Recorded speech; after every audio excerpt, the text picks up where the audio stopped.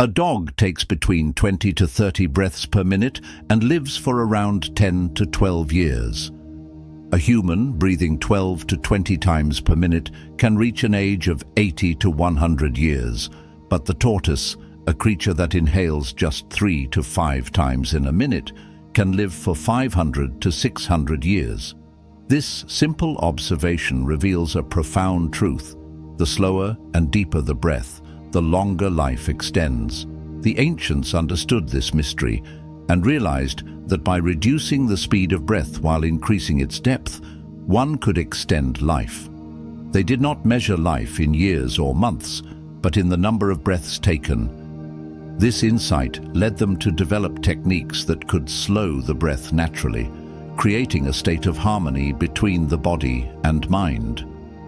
Most people today are unaware of their breath.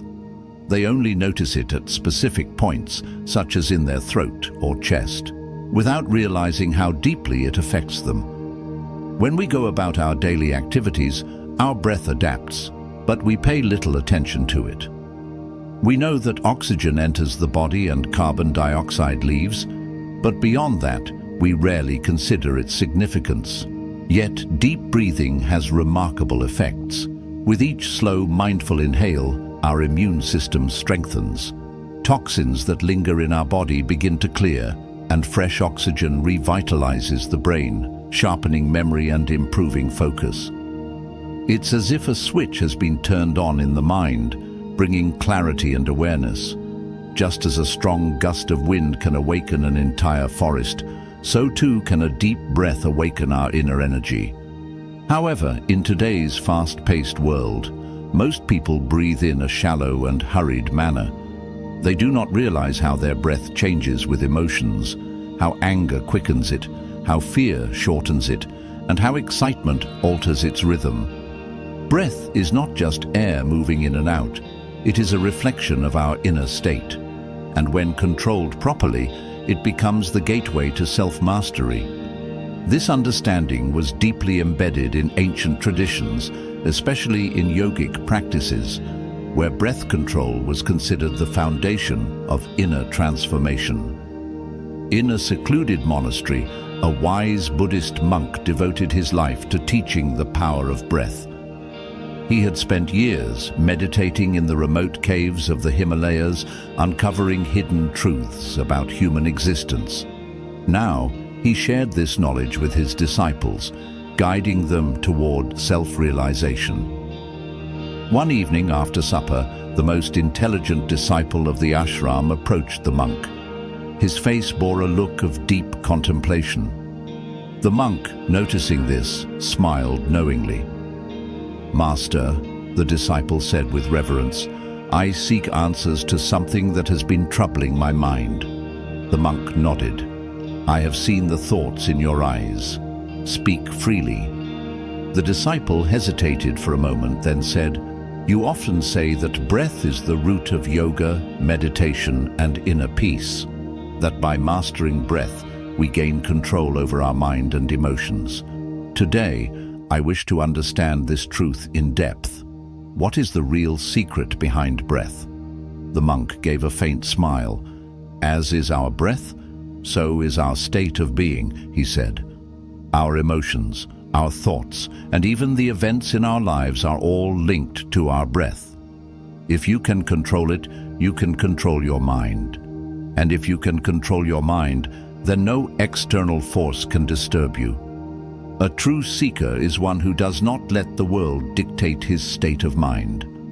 The disciple leaned forward, completely absorbed in the conversation.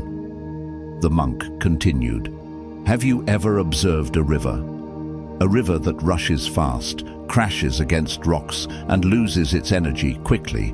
Compare that to a still lake, calm, deep, and undisturbed. The breath is much like this. Those who breathe fast and shallow burn their energy quickly. They are restless, anxious, and easily disturbed. But those who breathe deeply, slowly, and with awareness, they preserve their energy, extend their life, and find peace within." The disciple listened intently, realizing that his own breath was often fast and uncontrolled.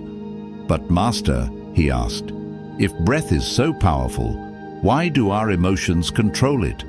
Why does it change when we feel anger, desire, or fear? The monk's expression turned serious. That is the greatest challenge, he said. To control breath is to control emotion, and to control emotion is to master life itself. When anger rises, the breath quickens. When fear takes hold, it shortens. But if you consciously slow your breath during distress, you can control the storm within. This is the secret of self-mastery. The disciple absorbed these words with newfound reverence. The monk continued. Most people let the outside world dictate their inner state. When they are insulted, their breath changes. When they face hardship, their breath trembles. They are like leaves blown by the wind, powerless against the forces around them. But the true seeker turns inward. He becomes the master of his breath, and in doing so, he becomes the master of his fate. The disciple pondered this deeply. But Master, he asked, how does one begin? How does one break free from these patterns and truly take control of the breath? The monk smiled. By watching, he said simply. Watching, the disciple repeated, confused. Yes, the monk affirmed. By observing the breath at all times. Do not force it. Do not try to control it. Just watch it. Pay attention to how it moves in and out of your body. Notice how it changes with your emotions. The more you watch, the more you will understand. And the more you understand, the more power you will have over it. The disciple took a deep breath, feeling the air fill his lungs, then exhaled slowly.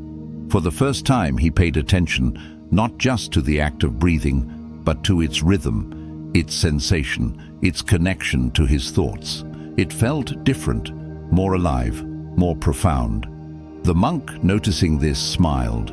Good, he said. That is the first step.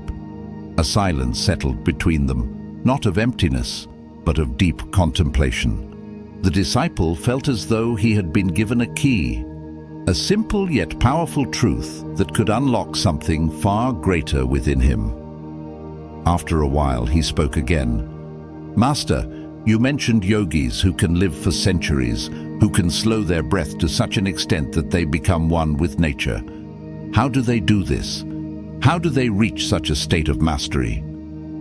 The monk's eyes twinkled as he replied, through discipline, practice, and unwavering focus. They train their breath as one would train a wild horse. They slow it, lengthen it, deepen it, until it moves with the rhythm of the universe itself. There are stories of yogis who, in deep meditation, take only one breath per minute. Some can hold their breath for hours, entering a state where time itself loses meaning. When the breath slows, the mind becomes still, and when the mind is still, the body follows.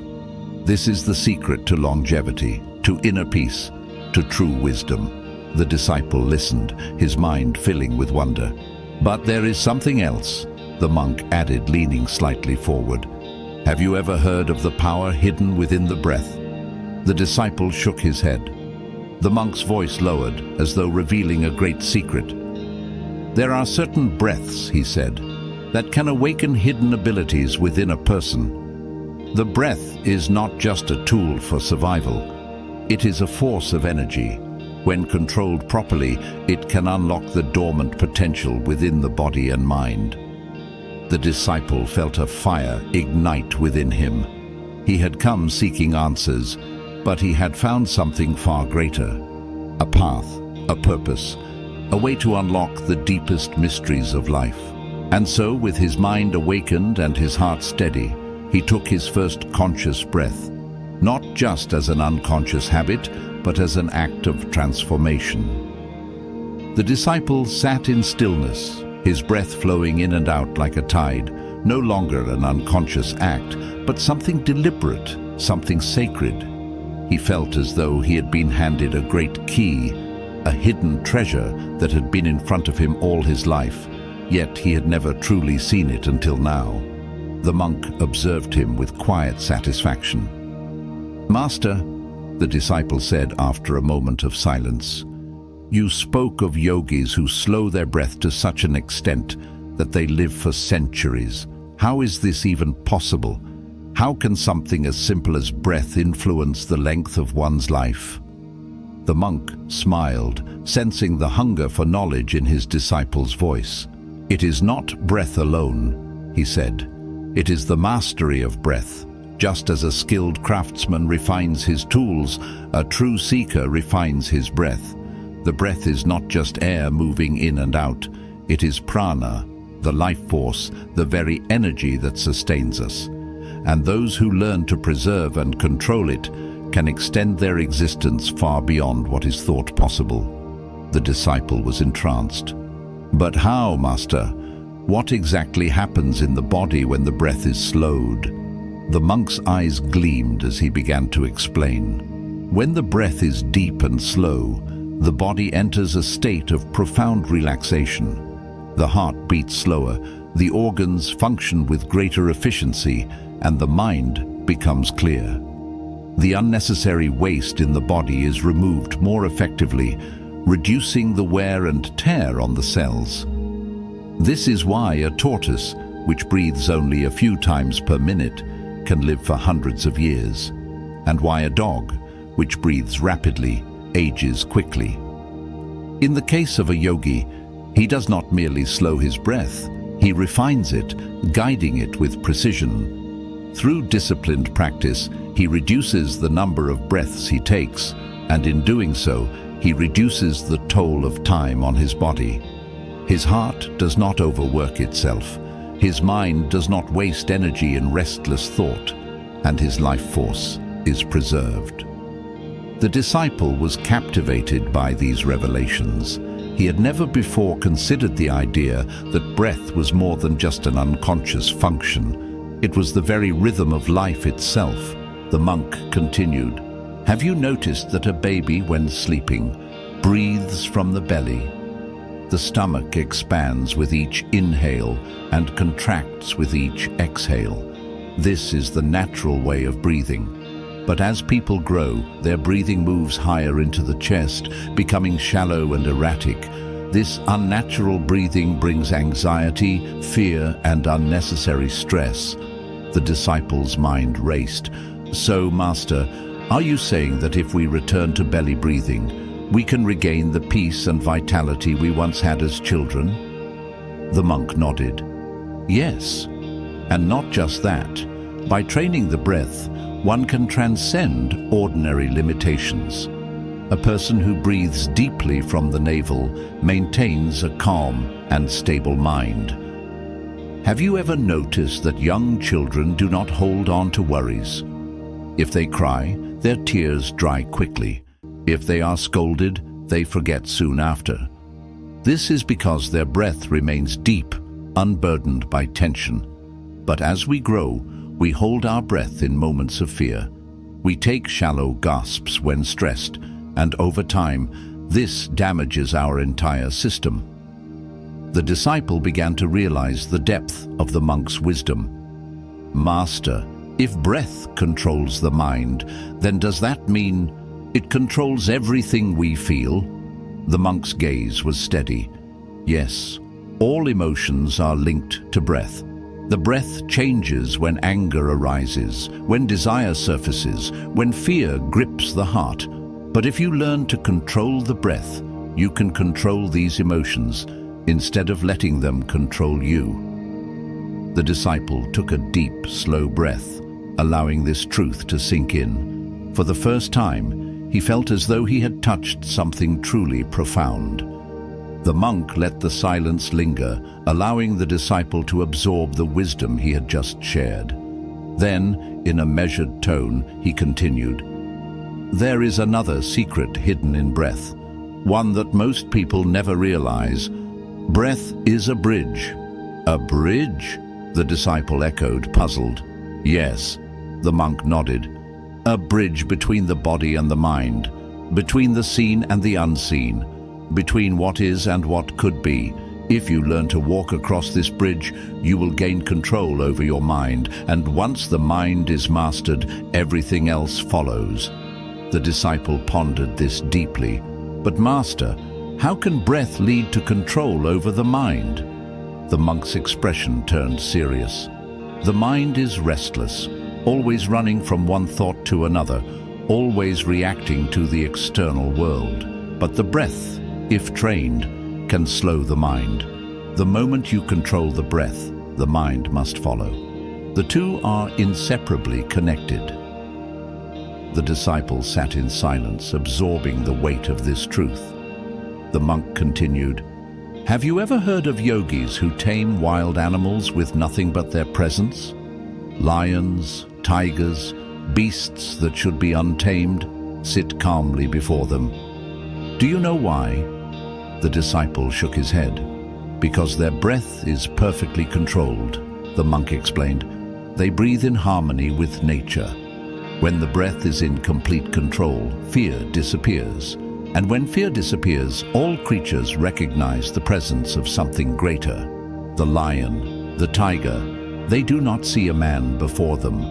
They see an energy they do not understand, something beyond their comprehension, and so they surrender." The disciple felt a chill run down his spine. "So, Master, does that mean by controlling breath, one can gain control over the world around them?" The monk smiled. "Not in the way you are thinking. The world outside is merely a reflection of the world within. When you control your breath, you do not control the universe. You become aligned with it. And when you are in harmony with the universe, all things flow effortlessly." The disciple bowed his head, overwhelmed by the depth of this wisdom. The monk looked at the young disciple with warmth. "Now you see, breath is more than survival. It is the essence of life itself." The disciple's mind was racing.